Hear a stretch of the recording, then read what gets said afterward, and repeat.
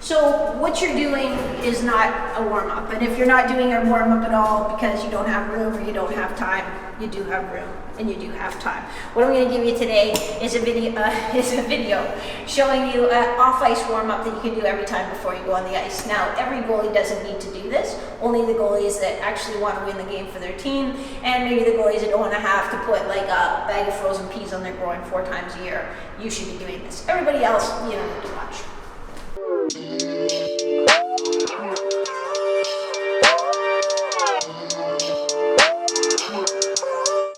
So at all the pro and elite camps I worked at last summer, I'd snag the guys like early in the morning before they went on the ice and have them do a dynamic warm-up. And a lot of them had a dynamic warm-up, and it kind of would look something like this, like,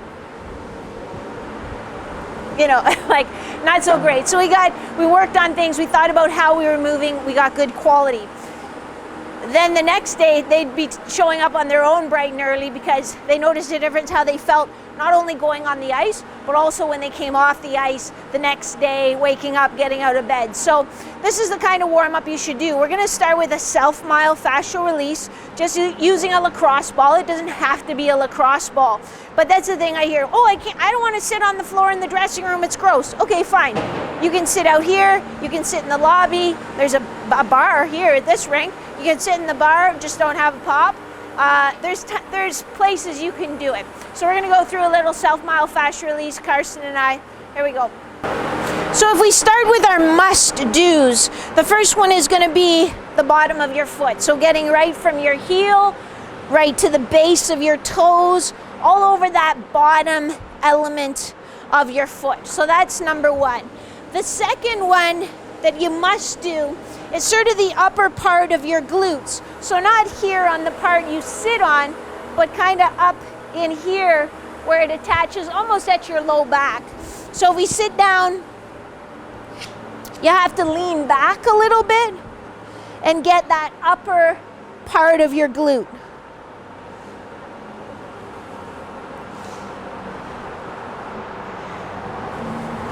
And you'll spend about 30 seconds on each. I'm just walking you through really quickly. The next must do is your hip flexor. So I guess, yeah, if you sit down and put your legs out in front of you with your thumb across the front of your hip and you lift up your leg, you'll feel that almost like a thick rope of muscle. You'll put the ball there and lie on that, and you just kind of hunt around to find a little tender spot. And then you can sit on that for a bit till it kind of melts away, and then find the next tender spot, spending about 30 seconds on each side. And the final must-do spot is up here on your lats. So that's kind of the back border of your armpit. So right in there, and you'll just get that arm overhead. You shouldn't have the ball on your upper arm at all, just the back of your armpit and then down a little into your upper back. You'll know it when you're on it. And then, so those are the must-do. So that's going to take you like 4 minutes. Other areas you can do your adductors or your groins. A little hard to do with a lacrosse ball, so it's just better with a foam roller. You can get inside your hip in your iliacus. You know, those are other spots that you could get, but we're trying to keep this pretty quick, pretty simple. So then we're going to move on to some dynamic mobility. So a little bit of dynamic mobility. So this is just hip internal rotation. You're not forcing it, you're just trying to warm up your hip internal rotator. So you can see Carson's feet are just a little wider than hip width. He's going to pinch his knees in for a 3-second hold. Then just let him come out. Pinch him back in for a 3-second hold. If that's easy, if he doesn't feel any sort of stretch at all, he'll move his feet a little wider. But again, we're not trying to force it. So coming in, you'll do 10 like that. Then we're gonna flip around and do your half kneeling groin with rock back. So getting that leg straight out to the side. Good, now he's gonna keep a neutral back, so not rounding his back as he rocks back, but he's just gonna sit his bum back. That feels a deeper stretch in your adductor, right? And then you'll come forward. So again, he's not trying to force it, he's just trying to warm up to find his range of motion. So he'll just come back, forward, 10 on each side like that. Next one is a 90-90 hip stretch. So this stretches hip external rotation and it stretches hip internal rotation. He's staying nice and tall in his torso and just coming forward at his hips. So he's going to hold that for 15 seconds. Then he's going to come sideways like he's trying to bring his shoulder towards his ankle on that side, and that's getting his hip internal, stretching him into hip internal rotation. So 15 seconds like that, then he'll flip-flop sides and do 15 seconds each way. The next one, Carson's coming up into your tall half kneeling position. Yeah, and then he's just rotating, sort of reaching from his ankle up overhead, so working those diagonal patterns as he comes up, following his hand with his head. Because a lot of the injuries you guys get isn't just a stretch of the groin, but it's a stretch plus a rotation, and that's how you tear your groin. So he's going to do 6 of those each way, and then move on. So that takes about 4 minutes. Then we're going to work into our dynamic warm-up. So we're going to start with a walking quadriceps stretch, into a lunge where he's going to get a hip flexor stretch, and then a rotation, so he's rotating that pattern. Back into a walking quad, lunge, rotate. One more. Good. Notice he's pushing his hips forward as he stretches his quad. So you'll do just 3 with each leg. So this is a high kick inverted reach. It's going to challenge his balance and give his hamstrings a nice dynamic stretch. So he's kicking up without rounding his back, then reaching. Taking 1 step, kick, reach through, 1 more step, kick, reach through. Good. And he's reaching with his fingers in the front, reaching with his heels in the back, trying to make himself as long as he can. Again, 3 on each side.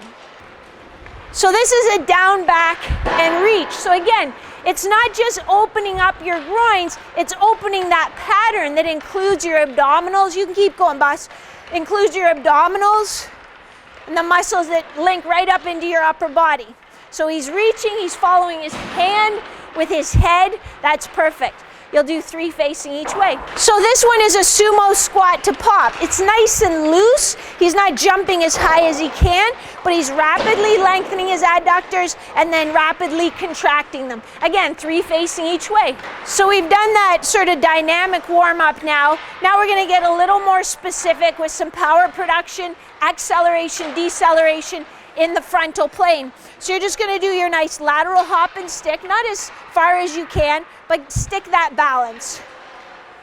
Good, and he'll hold about 3 seconds. He'll push back, boom. He'll think of getting a quick little push.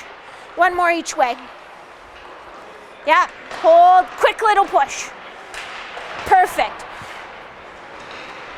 So just do 2 of those each way. Then we're going to bring it down to the ground. So then you're going to do, again, like we talked about on the ice, staying tall in your hips, but it's going to be a knee recovery, lateral push, and stick.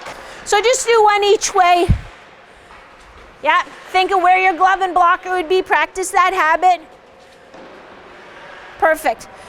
So that dynamic portion at the end takes about 3 minutes. So I think that total thing, math isn't really my thing, but takes about 11 minutes. You're going to notice a huge difference on the ice. It's not going to take you like 6 or 8 minutes to sort of get into the flow of the game. It actually gets your energy substrates flowing, gets you using fat as an energy source, which gives you more sustained energy. You're not going to crash as much. So now your excuses are gone.